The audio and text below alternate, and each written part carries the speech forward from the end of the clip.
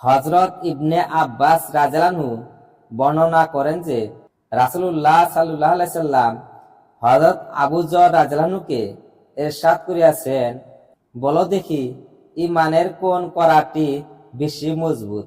ঈমানের কোন কড়াটি বেশি মজবুত? হযরত আবু যর রাদিয়াল্লাহু আনহু আরজ করিলেন, আল্লাহ ও তাহার রাসূলই বেশি জানেন। আল্লাহ ও তাহার রাসূলই বেশি জানেন, সুতরাং আপনি বলিয়া দিন। তিনি ইরশাদ করিলেন, আল্লাহ তাআলার জন্য পরস্পর সম্পর্ক ও সহযোগিতা হয়।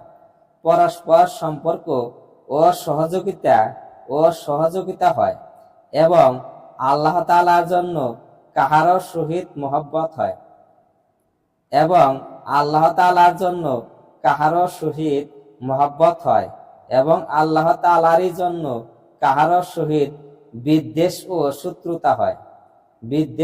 শত্রুতা হয়। অর্থাৎ ঈমানী শাখাসমূহের মধ্যে সবচেয়ে শক্তিশালী ও স্থায়ী শাখা এই যে, দুনিয়াতে বান্দা কাহারও সহিত যে কোনো আচরণ করে, চাই উহা সম্পর্ক স্থাপনের হোক বা ছিন্নকরণের হোক, মহব্বতের হোক বা শত্রুতার হোক, উহা যেন নিজের নফসের চাহিদা